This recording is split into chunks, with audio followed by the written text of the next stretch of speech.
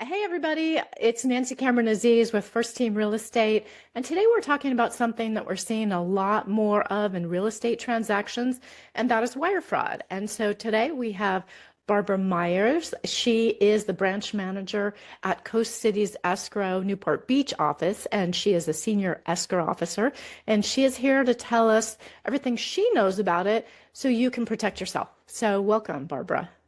No, thank you. Thank you for having me. Appreciate the time. Yeah, so off, I would really just like to hear what is wire fraud in relation to real estate transactions? Well, it's twofold, really. It affects the buyers in that somebody impersonates escrow or swoops in that isn't escrow and gives the buyer the incorrect wiring instructions for the transaction, causing them to wire funds to a fraudulent account. And if you don't act fastly enough, lose their money. On the seller side, and even on the real estate agent side, because a lot of agents like to be paid by wire, the same thing can happen. They swoop in on that side, intercept the wiring instructions to me. And if I don't call and clarify with my clients, I then send the money to the wrong place. So basically, it involves really smart people up to no good Mhm. trying to intercept wiring instructions so that they can take the money for themselves.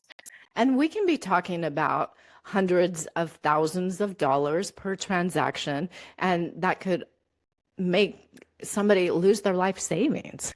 And it has. It has. There are real life stories about that where clients have lost every penny and are now living with their parents Ah, because they lost their, all cash transactions, for instance. That could be over $1 million in some of these price points, 2, 3, $4 million. So you can imagine if they're successful, it's a whole lot of money. horrible. It's Yeah, really it's really tragic. devastating. Yeah. So I pulled up a couple of figures from the FBI. So the FBI says in 2023, its Internet Crime Complaint Center received over 880,000 complaints with potential losses exceeding $12.5 billion, billion with a B. It's a lot Yeah. of money there. Yes. And that's a 22% increase over the year before. And you yourself, you're seeing more of it in your own offices, correct? Yeah, so it's everywhere. It is everywhere. And no matter how many times, it really boils down to communication between the agents and escrow, a consistency in the information and a repetitive nature of that information is what protects them. But they are sneaky, and every day they come up with a different way or something a little bit, a subtle shift. And if you're not on your game and not watching for that, you could very easily fall prey to it. I've been fortunate enough on my files personally, I've never had anybody be successful. Awesome. But I've had to save files where they have been. And it's just awful. It really is. So would you say you're seeing a level of sophistication kind of ramping up with them, or they're just kind Totally. of okay? They evolve. They evolve. When you think that you've protected them, Mhm. or got them down, they'll try something else. And they're bright. These people are very bright. And so they just keep changing and evolving their tactics to try and stay one step ahead. And so I'm always surprised when I hear of something new that they've done, and it just adds one more level that I have to watch out against. So they are constantly evolving, and I doubt that they'll stop. All they need is one file. Think about it. If you Right, got one file, one multi-million-dollar file, just right. imagine.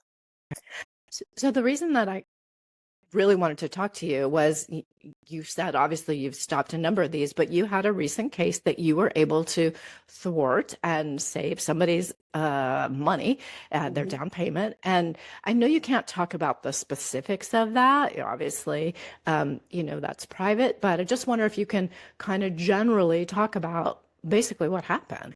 Oh, yeah, totally.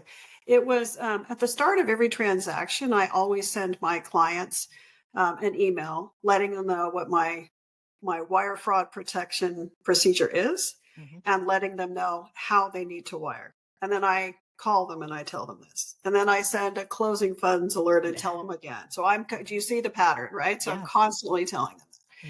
Mhm. And what happens is these fraudsters, they're kind of lurking out there. and they're watching all the emails go back and forth between escrow and the clients.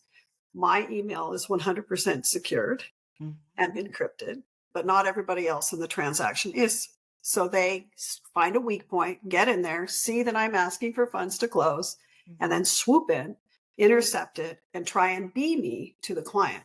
So the client called actually to chastise me for sending the wrong wiring instructions. Thank God he called, because I tell everybody to call before they send any money. And I picked up the phone and said, no, that's not from me. And he said, oh, yes, it is. It says right here. And I said, no, it's not. Look at your computer. And this is tip number one. Never get wiring instructions on your cell phone ever. Don't do any banking in a transaction on your cell phone ever. Go to a laptop computer so that the entire email is at your right there in front of you. And I told him, look at the email, take your cursor and hover it over my name. And when he did, the email address that popped up was not mine. Escrow was misspelled. My phone numbers were incorrect. The bank was wrong. I mean, everything was wrong about it. And he caught it and went, oh. And so thankfully he hadn't sent his money. If he had, that was Yeah. 700 somewhat $1,000 going to the wrong place. Oh my gosh. Yeah. That's Terrifying. terrifying. Yes, absolutely. Yeah. And so you were just talking about one of the things that folks can do to protect themselves, and that is, make sure that you open up the email on your laptop. But Always. what are some other things that people can do to prevent becoming a victim? Well, besides that, just don't do any banking on. I mean, even when you're sending your money, with the portals that they have at all banks nowadays, technically speaking, you can do it from your, sitting in your home. I even recommend going to the bank.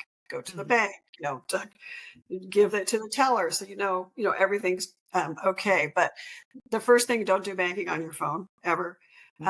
The second thing is always check the email instructions. Really, I think it's a good idea to talk to the escrow officer at the beginning of the transaction. I do that all the time so I can hear them, because how do I know that the person I'm talking to is actually the buyer, right? Or even the seller for that matter. Right. So I always get to know the clients. They get to know me. They know the way I communicate, my style. And that's half the battle, because these emails will come over and normally they're from foreigners and the grammar is just a little bit off. It doesn't quite sound like me. And that helps them pick up the attempts. So basically get to know the person that you're working with. I know everybody is so hurried and they love the advantages of electronic signature portals and the like. Sure. But in this particular case, getting to know the people that you are working with and the personal touch of your escrow officer is number one, because that way you have that confidence that you're talking to the right person and vice versa. Number two, never send any wire ever throughout the transaction, ever, without talking to escrow to confirm the wiring instructions. Make sure you call before you send the wire. Never accept wiring instructions with an account number on it. I always leave mine off on purpose. And it says, call escrow to get the account number, because I don't like any account number exchanged over email, even if I use a secure portal. I always make them call me. And never accept wiring instructions from anybody other than escrow, which means if you're a real estate agent and you say to me, oh, I'd like to deliver this to my client, my answer would be no, because I'm trying to remove any barrier between me and the client. Lenders like to be helpful and send it. And I'll say, no, I don't want to send it, right? So those are just a couple of the items, but honestly, calling would save all of it. If you just call before you send any wire and you know the person that you're talking to, you won't have this trouble. It literally comes down to basics. Yeah, yeah. And just as far as red flags, we already talked about misspellings, wrong names, incorrect email address. But are there any other red flags? I was hearing something about, if there's like, do this now, kind of the urgency thing. Yeah, urgency. And also there's, if you're involved in a loan transaction, there's kind of like a tip off where you know that you're getting close to the end. And it's the last time they send out the closing disclosure right before loan docs. At that point, they've balanced with escrow. We know how much is needed. If you don't see that document coming out and you get something from whomever saying, you've got to send it now, we're getting ready to close, you know it's not right because I haven't even told them how much is needed. So you should also, if you're getting something kind of like ahead of schedule, where I haven't said, hey, your loan docs are out, here you go. This is, if it's coming ahead of that, Yeah. then it's the wrong person because we don't have the accurate amount yet. Okay, that makes perfect sense. Is there anything else that you think people need to know about this? Honestly, I think that you need to slow down and take your time.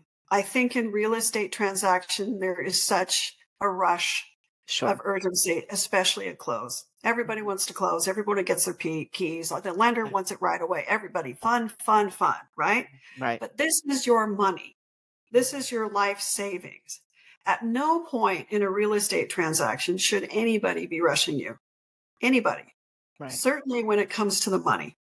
So slow down, take your time, do your due diligence, make that phone call, get to know your escrow officer, right? Do all of those things because this is the biggest transaction, one of the biggest things you'll ever do in your life. So take the time to make sure that you confirm with everybody and you'll be just fine. I've never had it happen. I've been doing this a long time. So there's nothing to be scared of.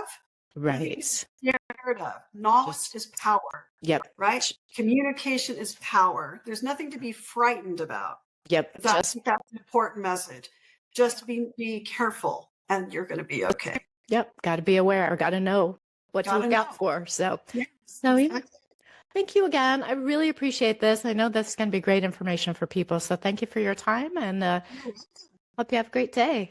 Thank you. You too. Thank you. Have a good weekend. You too. Bye.